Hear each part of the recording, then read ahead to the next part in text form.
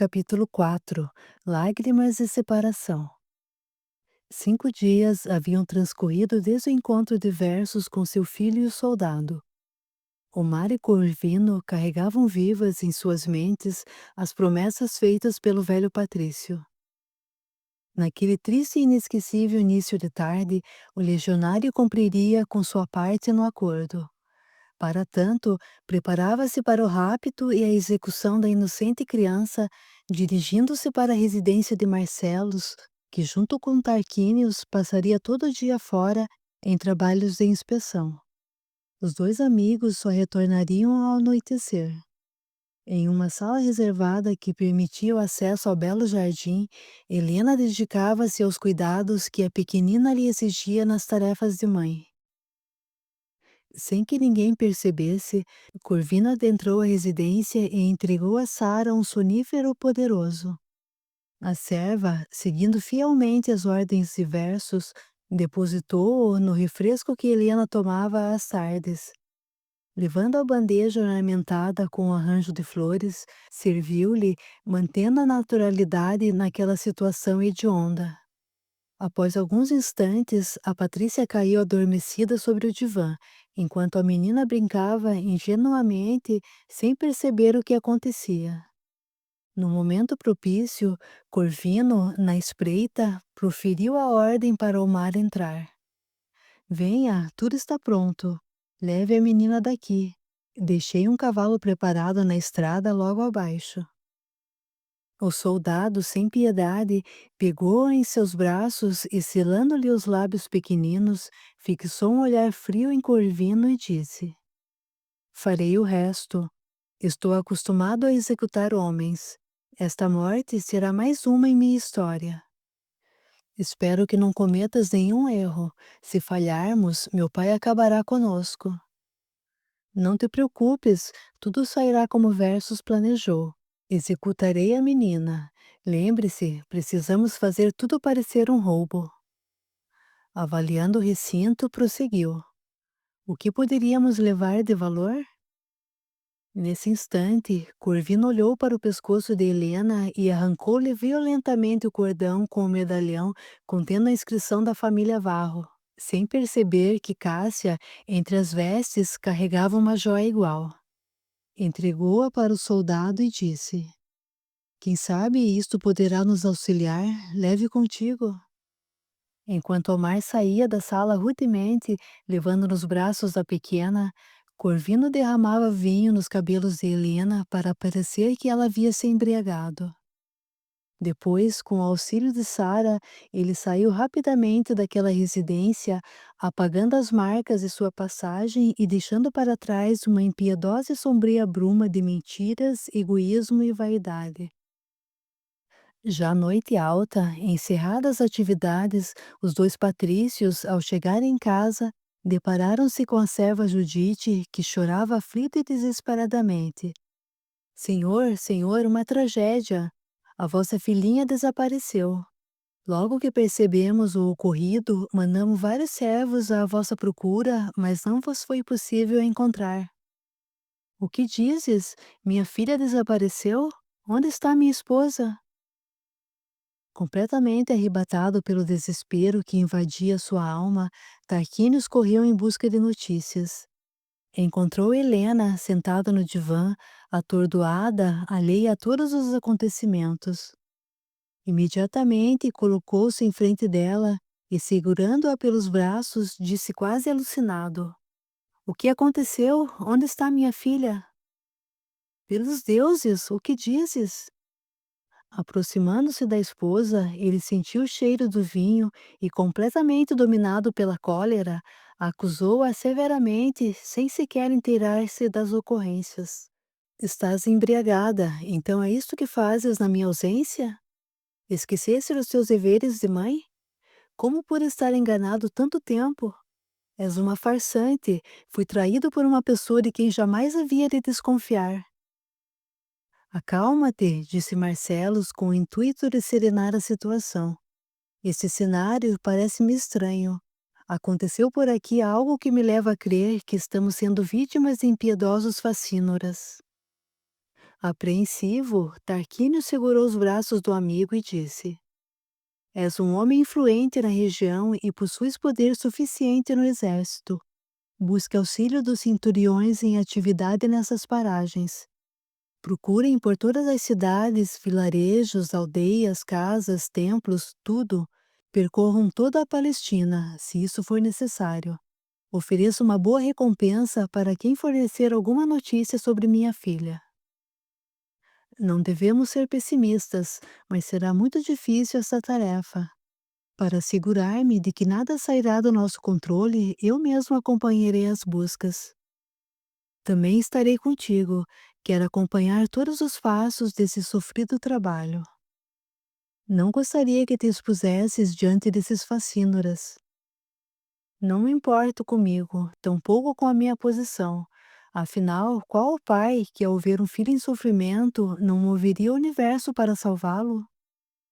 Com visível e angustiante desespero, continuou: Rogo aos deuses encontrá-la, pois sinto que parte de mim, de tudo que sou, partiu com ela. Não posso perdê-la. Suplico-te, por nossa amizade, que traga minha Cássia de volta. Creia, farei tudo para encontrá-la. Orientarei os homens para não terem piedade do executor deste sórdido feito e de seus cúmplices. Helena, inteirando-se dos fatos com a serva Judite, presente no recinto, chorava copiosamente. Ajoelhando-se humilde diante do esposo, a Patrícia disse: Acusas-me sem ao menos saber o que se passou. Creia que meu sofrimento é tanto quanto o teu.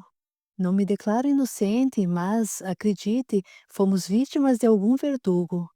A tua honrada consciência despertará para esta verdade. Lançando um olhar frio e enfurecido à esposa, Tarquínio sentenciou-a sem misericórdia. Reza aos deuses para que eu encontre minha filha, mulher. A tua punição infligirei quando Cássia estiver de volta. Será no momento oportuno. A noite avançava impiedosa. Helena, guardando a dor em seu coração, recebia entre lágrimas as duras palavras do esposo, qual mãe amorosa e paciente que tudo perdoa de um filho amado que age impensadamente.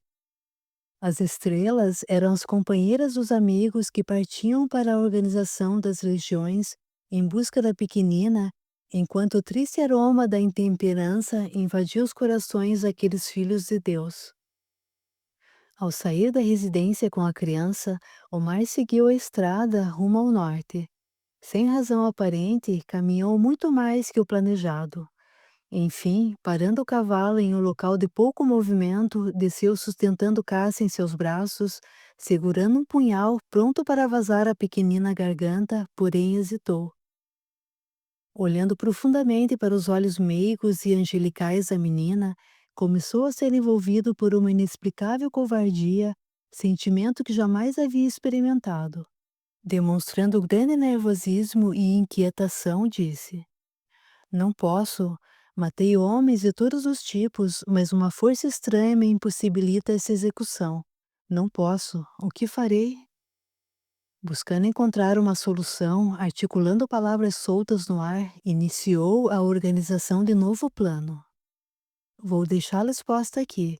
Abandonarei a menina nessa estrada e que o destino se encarregue de dar um fim à sua vida. Se Versos descobrir, ficará enfurecido. Pensativo, prosseguiu. Ele não precisará saber, direi que a executei e que sepultei o corpo. Ele não terá escolha, terá que acreditar em mim. Esse cordão será a prova. Criarei uma história que ninguém desconfiará. E assim foi feito. Antes de o soldado abandoná-la na estrada, avistou uma luz se aproximando. Apressado, acreditando não ter sido notado, partiu, deixando Cássia, que, sob o frio noturno, iluminada pelo deslumbrante luar, sem perceber os acontecimentos, brincava silenciosa com galhos secos retidos no chão. Lentamente, a luz da lamparina vinda da carroça humilde aproximava-se da pequenina e também iluminava as feições de Apolônios Copérnicos, que naquela ocasião apresentava as madeixas nevadas, acompanhada da jovem, bela e forte Raquel. Minha filha, veja, logo mais à frente, disse Apolônios, levantando a lamparina, tentando compreender as ocorrências. Aquele homem que saiu correndo deixou na estrada alguma coisa que ainda não consigo identificar. Apressemo-nos. Aumentando a cadência ao se aproximarem, Raquel disse: Por Deus, é uma menina sozinha nessas paragens perigosas. Quem poderia ter agido com tamanha crueldade? Com firmeza, Apolônios parou a carroça e desceu, acompanhado da jovem. Com carinho extremo, como lhe era característico, ele retirou a criança do chão e abraçou-a com ternura. Venha, menininha, não tenhas medo de nós. És tão pequenina que não saberás sequer pronunciar o teu nome ou o nome dos teus pais. Não devemos julgar as atitudes alheias, pois cada um é direcionado pelas leis do Senhor, mantidas no íntimo de suas consciências. Apolônios, eu temo pela inocente. O que faremos? Não conhecemos ninguém por aqui. Não sabemos o que aconteceu, tampouco onde buscar informações sobre o paradeiro de sua família. Tens razão. Encontramo-nos em um momento difícil. Creio ser melhor seguirmos nosso caminho.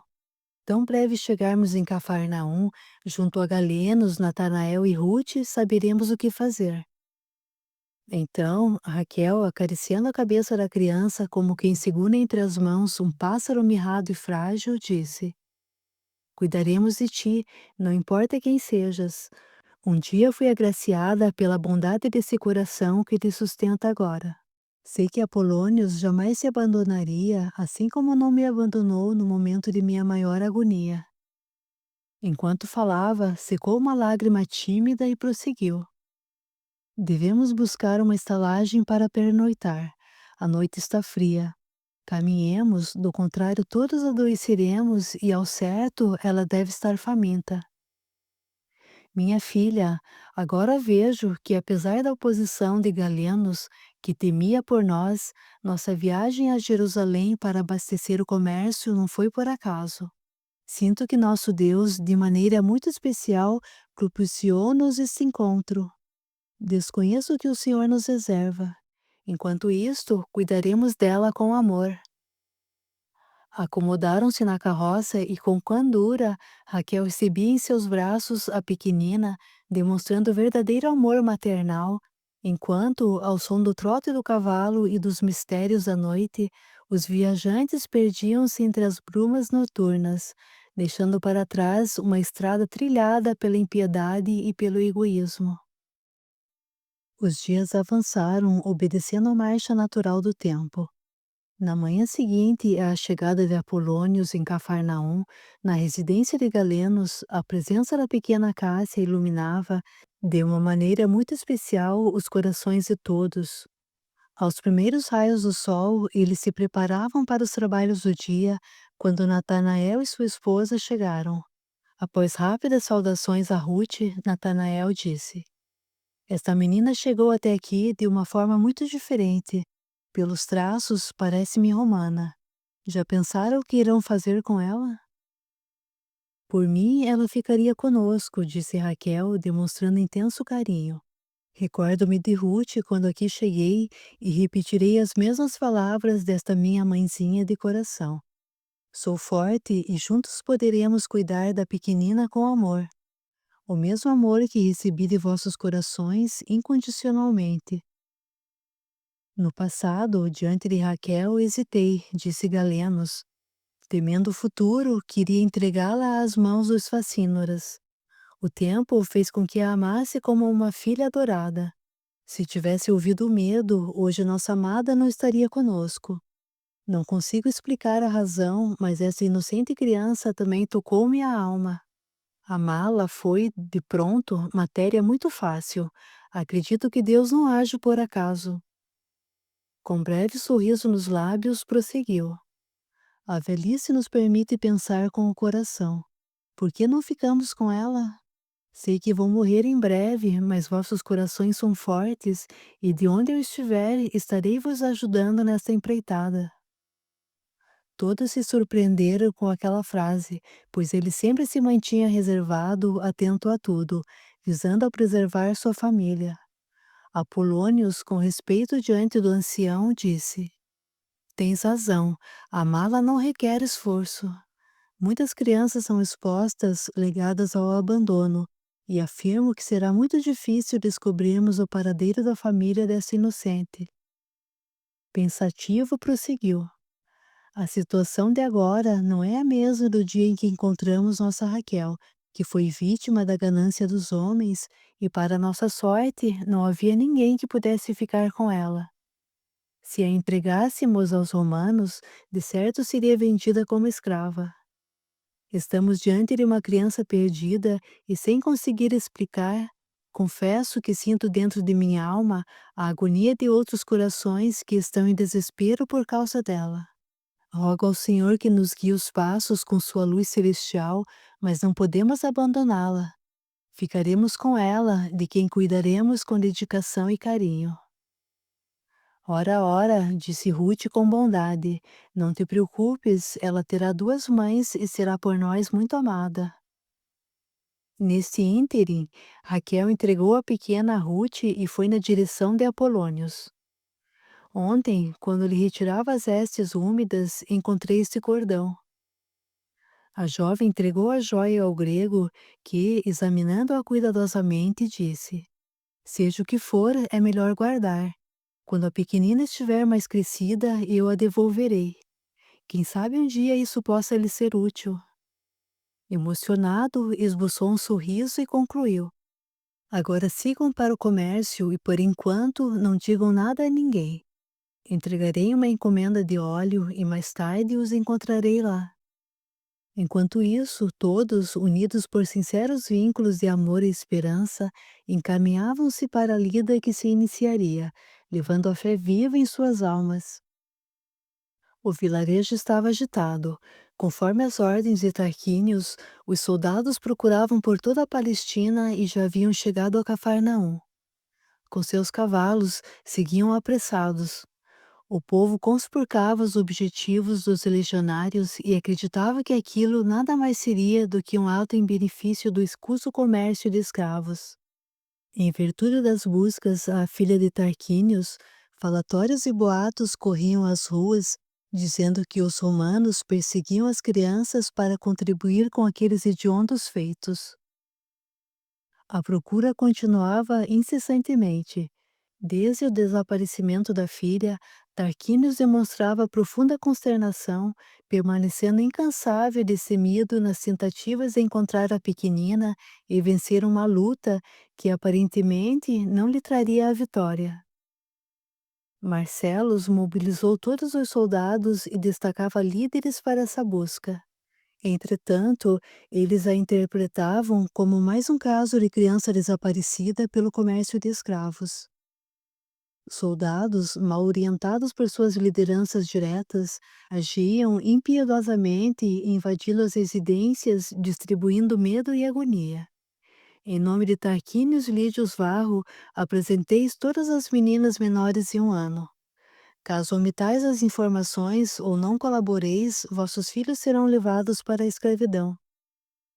Sem que se entendesse a razão daqueles atos, o pânico foi tomando conta dos corações maternos. Em outras ocasiões, muitas crianças já haviam sido retiradas das famílias da mesma forma, em nome de outros procuradores para serem vendidas como escravas. Com medo, muitas mães escondiam seus filhos, temendo que a lei pudesse separá-los delas. Consequentemente, calavam-se e omitiam toda e qualquer informação que facilitasse o trabalho do exército.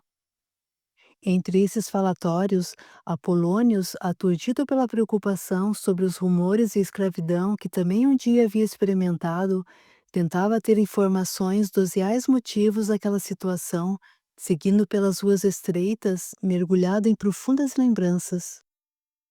De súbito, um dos cavalos da guarda, assustando-se sem motivo aparente, quase derrubou o cavaleiro.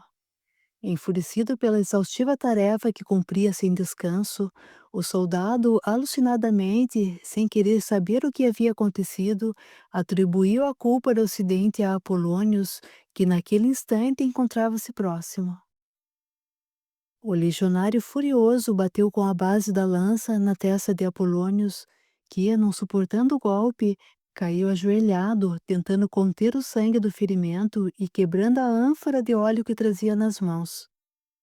Domando com destreza o animal, o soldado novamente equilibrou-se sobre o cavalo e seguiu em desabalada carreira, ignorando a dor daquele homem.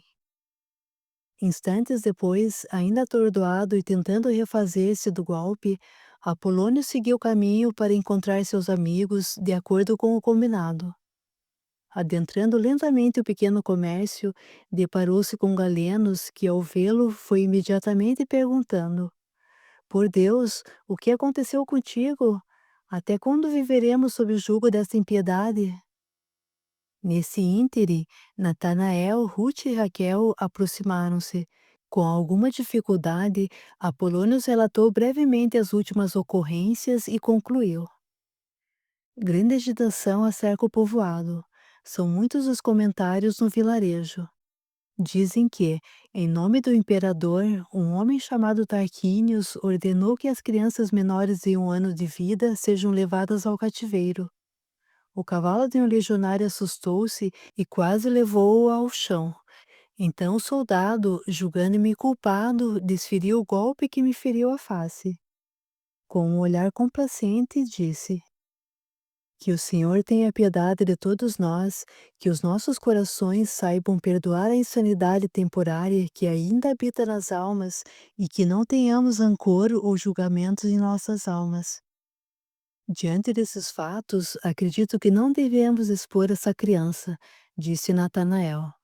Talvez agora consiga compreender a atitude de seus pais. Quem sabe eles, em desespero, preferiram abandoná-la sozinha na estrada do que reservar a ela o martírio do cativeiro. O cativeiro, disse Apolônios, é um grande mestre, ensina-nos coragem e resignação. Aprendi que somente é cativo aquele que permite a escravidão de seus pensamentos e de sua fé, pois a alma sempre será livre. De súbito, eles escutaram fortes batidas na porta, acompanhadas de gritos. Abram em nome de Roma. Por segurança, é melhor escondermos a pequenina, disse Raquel, imediatamente retirando-se do recinto e levando-a consigo. Após a sua saída, Galenos abriu a porta e 3 guardas entraram. Analisando o recinto, o líder do agrupamento, com gritos de sarcasmo, disse duramente: Pelo que percebo, aqui só há homens feitos, mas cumprirei as ordens. Perguntou então com austeridade: Há crianças com menos de 1 ano de idade neste lugar? Apolônios, acreditando nas histórias que corriam pelas ruas do povoado, que diziam que aqueles homens procuravam mais um inocente para enriquecer o comércio de escravos, pensou por instantes e respondeu: Não há crianças neste local. Aqui é um comércio de óleo. Os soldados saíram, entre gargalhadas, deixando ali as esperanças de Tarquínios. Imediatamente, Natanael fechou a porta e pediu a Ruth para trazer Raquel e a pequena. Ao chegar, atendendo ao pedido de Apolônios, Raquel carinhosamente colocou a criança nos braços dele. Emocionado, o grego deixava as lágrimas orvalharem sua face. Após alguns instantes, iniciou uma prece. Deus, Senhor de todos os corações sofredores e angustiados, perdoa-nos por omitir a verdade. Não nos julgamos mais soberanos do que as tuas leis e não almejamos alterar a rota do destino de nenhum filho teu, mas não suportaríamos ver esta inocente sendo levada para as mãos de homens impiedosos. Um dia, encaminhaste-nos nossa amada Raquel, esta jovem que Roma havia entregue às margens de seu prazer fácil e doloso, resultante de sua sociedade em decadência moral. Encontramos mais que uma filha tua necessitando de amparo, mas sim um amor para nossos corações marcados. Nesse tempo que se seguiu, percebemos que o amor e a compreensão recuperam e educam quem deseja continuar vivendo dignamente. Desconhecendo, porém, aceitando as linhas de nossas vidas escritas por tuas mãos, hoje repete-nos a mesma história na imagem desta menina. e confesso que somos gratos pela confiança que depositas mais uma vez em nós. Ajoelhando-se, segurando Cássia nos braços, ele prosseguiu: Senhor, aqui estamos.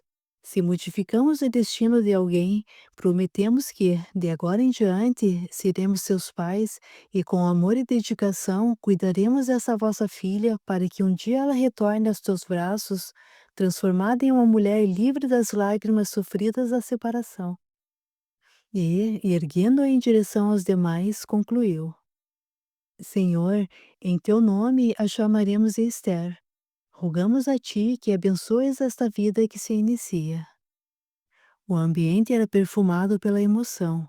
Todos, em completo silêncio, uniam-se mais uma vez para cumprirem os novos desafios com fé.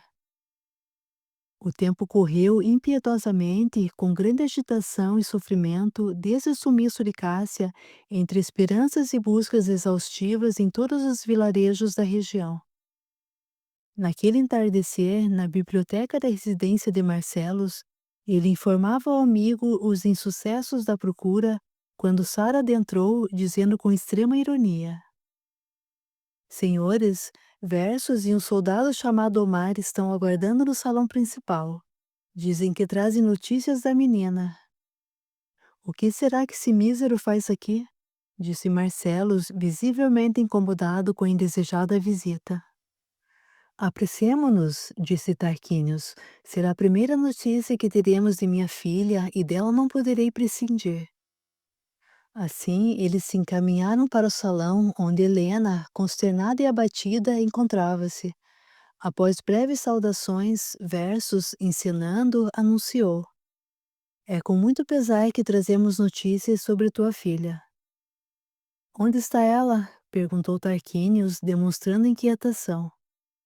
Nesse momento, Helena, que chorava em silêncio, aproximou-se com um olhar de profunda tristeza. Omar, apresentando visível nervosismo diante do sofrimento da Patrícia e ao mesmo tempo seguindo fielmente as orientações de Versos, disse: As notícias que trazemos não são boas.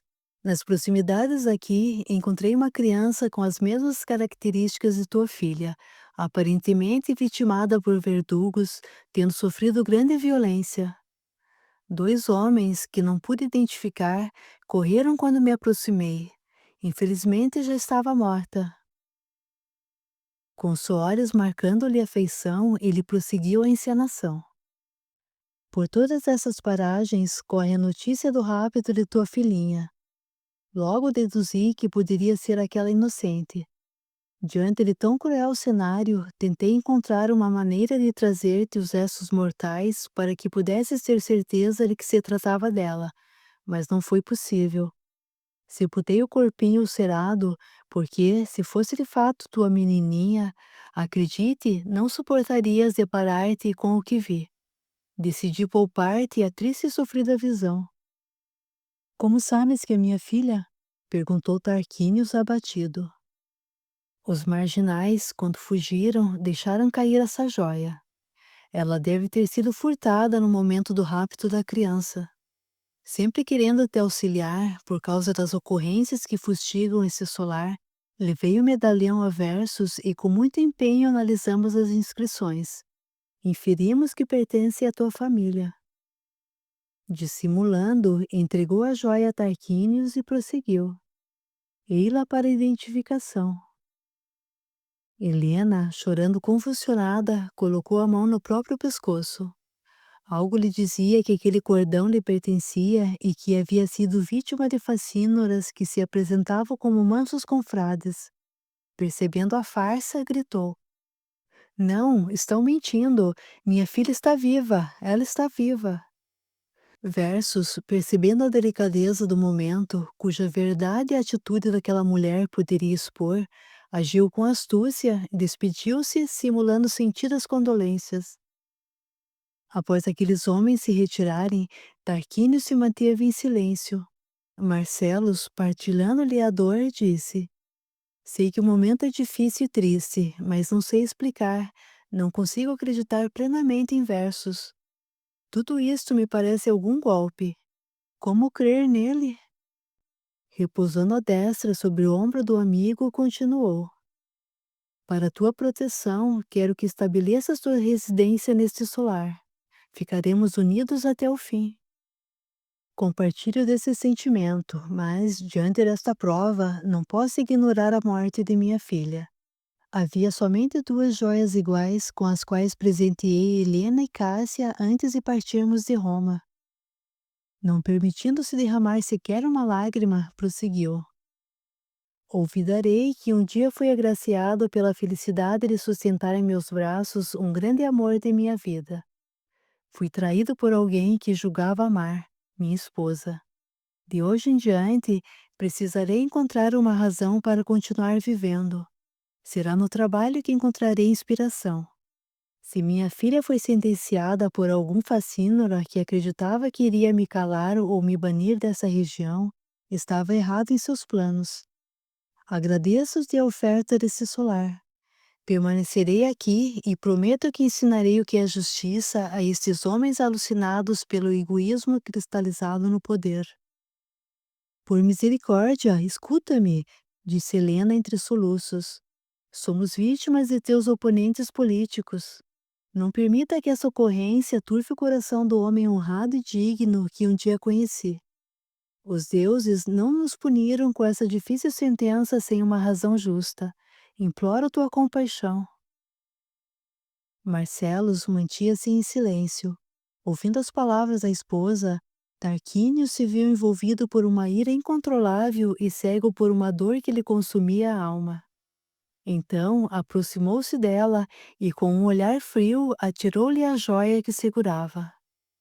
Cala-te, infame! O que sabes de política? Não escutarei o que tens a dizer. Foste responsável por toda essa dor. Como tens coragem de chorar por minha filha? De agora em diante, viverás aqui devido à minha misericórdia. Porém, estarás proibida de pronunciar meu nome ou de dirigir-me uma palavra. Para mim estás morta, junto à minha filha e meu passado. E retirou-se, ignorando-a. Helena ajoelhou-se fragilizada. Banhada em resignação, humildemente pegou a joia e pendurou-a em seu pescoço. Calada, acatou sua nova condição de conviver com o desprezo do esposo. Assim, em tristeza e exaustão, aquela família continuaria vivendo, carregando em cada alma o silêncio e a dor da separação.